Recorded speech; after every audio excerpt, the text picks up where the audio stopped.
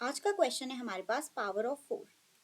तो problem statement में हमें क्या गिवन है, हमें एक इंटीजर दिया होगा n और हमें ये बताना है क्या वो पावर ऑफ 4 है या नहीं। अगर वो पावर ऑफ 4 है तो हमें ट्रू रिटर्न करना है, अदरवाइज हमें फॉल्स रिटर्न करना है। पावर ऑफ 4 का क्या मतलब है? अगर हम n को 4 रेस्ट पावर x की फॉर्म में लिख सकते हैं जहां x कोई भी इंटीजर है, देन वो नंबर पावर ऑफ 4 होगा, अदरवाइज नहीं होगा। 4 से हमारा क्या मतलब है? 4 को x टाइम्स मल्टीप्लाई करके जो नंबर आएगा उसे हम 4 रेस्ट टू पावर x की फॉर्म में लिख सकते हैं। अब दो केसेस हो सकते हैं, या फिर तो हमारा हमारा n पावर ऑफ 4 होगा या नहीं होगा। इन केस हमारा n पावर ऑफ 4 हुआ अगर, तो फिर क्या पॉसिबिलिटी हो सकती है? हम उसे 4 के मल्टीपल्स में लिख सकते हैं, मतलब 4 को हम किसी particular number of times multiply करेंगे तो वो नंबर आ रहा होगा।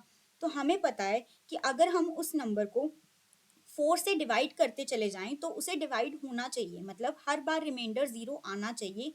कब तक? जब तक हमारे पास 1 नहीं आ जाता एट लास्ट उसे डिवाइड कर करके। तो मतलब अगर हमारे पास कोई नंबर n पावर ऑफ 4 हुआ, फॉर एग्जाम्पल जैसे यहाँ पे 64 है, तो मुझे पता है उसे मैं बार बार 4 से डिवाइड करके 1 तक आइट्रेट कर सकती हूँ। जैसे यहाँ 64 को मैंने एक बार 4 से डिवाइड किया, वो डिविजिबल था, 16 आया। देन अगेन 16 भी डिविजिबल है 4 से, उसे डिवाइड किया तो 4 आया। 4 भी डिविजिबल है, देन 4 को 4 से डिवाइड किया 1 आया।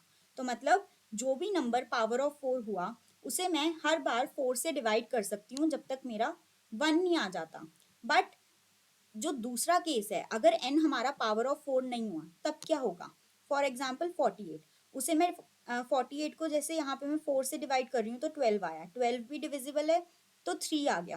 बट जो 3 है ना, 3 तो 4 से डिविजिबल है ही नहीं। 3 को अगर हम 4 से डिवाइड करते हैं तो रिमाइंडर 0 आएगा ही नहीं, और साथ ही साथ हम 1 तक भी नहीं पहुंच पाए। मतलब जो 48 है वो पावर ऑफ 4 नहीं है, बीच में कोई ना कोई ऐसा नंबर आ रहा है उसे डिवाइड करते हुए जो कि मल्टीपल ऑफ 4, मतलब 4 पावर ऑफ 4 को रिजेक्ट कर रहा है या पावर ऑफ 4 को कॉन्ट्राडिक्ट कर रहा है। तो मतलब 3 को हम 4 से डिवाइड नहीं कर सकते। मतलब इस नंबर के डिवाइजर्स में सिर्फ 4 नहीं है, 4 के अलावा भी कोई और नंबर है। तो इस वजह से हम क्या कहेंगे, it is not a power of 4। तो हम एट लास्ट बस एक फॉर लूप चलाएंगे या वाइल लूप चलाएंगे ये चेक करने के लिए कि हमारा जो नंबर है वो सिर्फ और सिर्फ 4 के मल्टीपल्स में लिख सकते हैं हम। और अगर ऐसा हुआ देन वो पावर ऑफ 4 है, अदरवाइज वो पावर ऑफ 4 नहीं है। तो एट लास्ट हम तब तक वाइल लूप चलाएंगे जब तक कि हमारा जो n है वो ग्रेटर देन 1 है, और साथ ही साथ जो हमारा नंबर n है उसे हम जब 4 से डिवाइड करते हैं तो रिमाइंडर 0 आ रहा है। तो इसे हम कैसे लिख सकते हैं कोड की फॉर्म में? हमने एक वाइल लूप चलाया एंड हर बार अगर हमारा n 4 से डिविजिबल हो रहा है तो हम n को 4 से डिवाइड करते जाएंगे और तब तक करते जाएंगे जब तक कि वो डिविजिबल है और n 0 से बड़ा है। तो हमारा लूप कब ब्रेक होगा? दो केसेस में ब्रेक हो सकता है।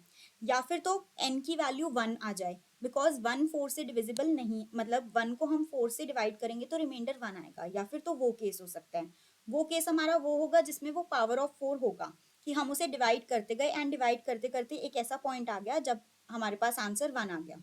तो उसमें तो फॉल्स रिटर्न हो जाएगा कि अब हमारा n 1 के बराबर है।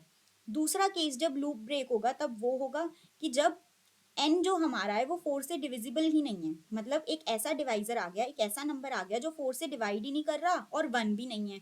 तो उस केस में हमें पता चल जाएगा कि वो पावर ऑफ 4 नहीं है, तो हम फॉल्स रिटर्न कर देंगे।